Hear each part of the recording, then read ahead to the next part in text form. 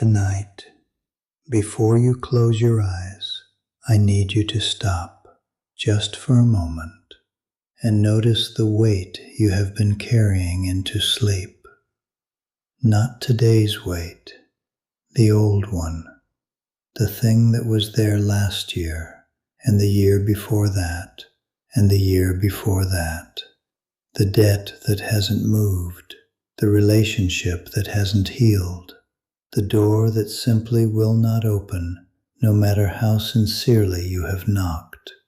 You have prayed, you have believed, you have waited with a faith that most people would have abandoned long ago.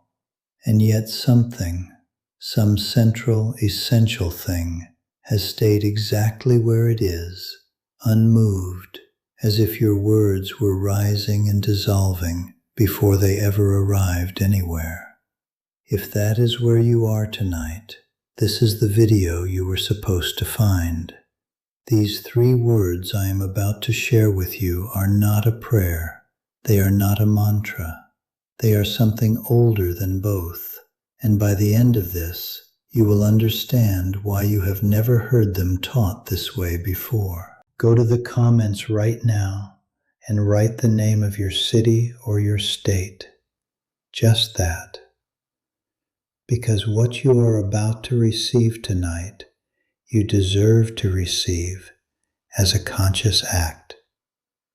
Plant yourself here. Say, I am present. I am ready. Then subscribe to this channel, not for me, but as a declaration to yourself that you take your own transformation seriously, that you show up for what matters. You have sent your faith upward for years. Tonight, something changes. The problem was never your faith. Let that land for a moment. It was never the sincerity of your belief, never the depth of your love for God, never the number of times you prayed or the tears you prayed through. The problem was timing and a door you did not know existed. In the final minutes before your brain crosses into sleep, something extraordinary happens inside you. The part of your mind that doubts, that filters, that analyzes and quietly rejects, it goes offline. Scientists call this the hypnagogic threshold, the border between wakefulness and sleep, a narrow window of perhaps 5 to 8 minutes where your subconscious mind is completely exposed, like wet cement that has not yet hardened. During the day, the cement is dry. Words bounce off the surface and leave no mark. But in that window before sleep, whatever you press into it leaves a permanent impression. Here is what surprised me most when I first understood this. You have probably already been doing this, but backwards. The words you have been saying before sleep have been working exactly as designed. The mechanism is real, and it has been running every night. They just have not been the right words. And before I show you what the right words are, there is one more thing you need to understand about why the sequence matters and what happens if you get it wrong. There is a woman. You may have heard a story like hers, or perhaps you have lived it. She prayed every morning for 11 years for her son to come home. On her knees, aloud, with full sincerity, at dawn, nothing moved. One evening, an older neighbor asked her, "When do you pray?" Every morning, she said. The older woman was quiet for a moment, then spoke. You are shouting into a marketplace. The one you are calling cannot hear you over the noise. Pray when the market is closed. Pray when the streets are empty. Pray when the night has silenced everything that is not essential. That night, just before sleep, the mother whispered her prayer into the dark for the first time. Not a performance, not a petition, but 3 things spoken slowly into the silence. What she was letting go of, what she was opening herself to receive, and what she was asking to move. She did this every night for 40 days. On the 41st day, her son called. The marketplace is your waking mind. The empty street is the threshold of sleep. You now know when she prayed. In a moment, you will know exactly what she said. The first word is surrender. And I need you to understand what that word actually means before you speak it. Because most people have been taught to hear it as defeat, and it is the opposite of defeat. Chronic stagnation, stuck finances, stuck relationships, stuck health is almost always maintained in part by the body's own chemistry. Cortisol, adrenaline, the low hum of a nervous system that has been bracing for so long it has forgotten how to open. Think of someone holding a bird so tightly, afraid it will fly away, that they are slowly suffocating it in their own palm. Surrender is the moment you open your hand, not collapse, not abandonment, the opening.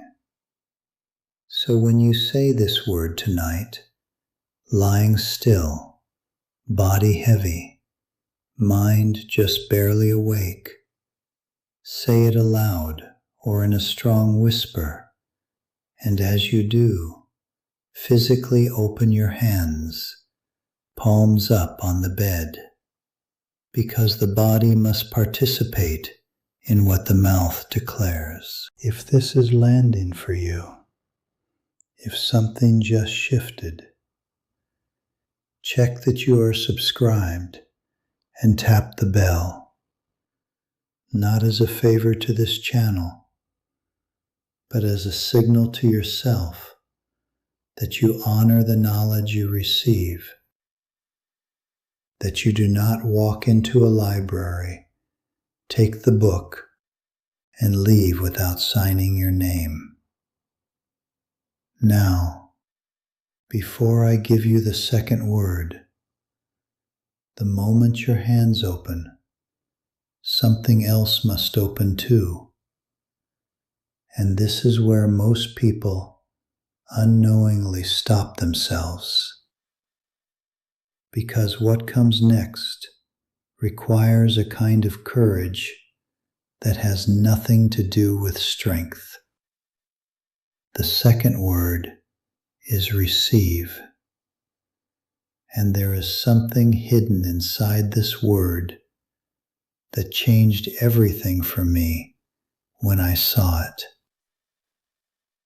In the Gospel of Mark, chapter 11, verse 24, Jesus says, "Believe that you have already received it." And the Greek word used there, elabete, is past tense. Not you will receive, already received. And in the theta state, just before sleep, The subconscious mind cannot distinguish between a vividly declared past event and a real memory, which means that speaking receive in that window is not wishful thinking.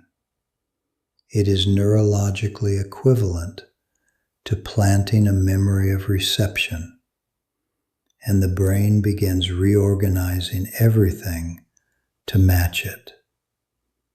The rain has been falling, but your cup was upside down. This word turns it right side up. So as you say receive tonight, draw a slow breath in through your nose as you speak it. Let the breath be the physical act of receiving. Hold it 2 seconds and feel the difference between a self that is closed and a self that has just unlocked the door from the inside. Right now, before we move to the final word, I want you to do one thing. Close your eyes for just 3 seconds. Think of the one thing that has been stuck the longest. Give it a name in your mind, just a name. Then open your eyes. Because the third word is not spoken about a general situation. It is spoken at something specific. And now you know what yours is. Now, hear me clearly on this. Without understanding what the third word requires of you, the first 2 will dissolve before morning. Most people stop here. Do not be most people. The third word is move, and it is not a request. It is not a description of your pain or a report of your circumstances. It is a decree. The ancient prophetic traditions, Hebrew, Aramaic, charismatic Christian, all converge on a single understanding. Description activates the analytical mind, but command activates authority. You are not informing God of what you are facing. You are aligning yourself with the authority you have already been given and naming what must shift. Say it the way a river says it to the stone, not with volume, but with the certainty of water that has been flowing since before the stone forgot it was supposed to yield. Speak the word move, and in your mind's eye, see the specific thing. Give it a shape, a color, a place in your body if it lives there, and watch it begin to shift, not dramatically, but slightly, the way a boulder shifts when it has just heard the sound that precedes an avalanche. Then release the image. Do not hold it. The instruction has been given. Sleep is the courier. There is someone in your life right now, you know exactly who is lying down tonight under the weight of something that has not moved in a long time. They are not watching this. Send it to them, not with an explanation. Just send it. Be the person who brought the light into the room they forgot had windows. The sequence is not decorative. Surrender, then receive, then move. and not one word out of that order, because the logic is precise. You cannot receive what you are still gripping, and you cannot command movement from a system that is still closed. And the command carries no authority if it comes from a self that has not yet opened. Think of a lock with 3 tumblers. Each word turns 1 tumbler. Only the correct sequence opens the mechanism. And if you begin with move before you have surrendered, you are issuing a decree from a contracted, fearful self. And the mountain does not respond to fear dressed as faith. The other warning is subtler, and it is the one that has quietly undermined more sincere believers than any lack of faith ever has. What you say in the minutes after the 3 words. If you speak them and then immediately return to rehearsing the problem, scrolling through the worry, replaying the conversation, calculating what has not worked, you have just planted a seed and poured concrete over it. The hypnagogic window works in both directions. Whatever fills those final moments of consciousness is what gets written into the operating system. The 3 words open the door. What you carry through it is still your choice. So after you speak them tonight, be done. Close your eyes.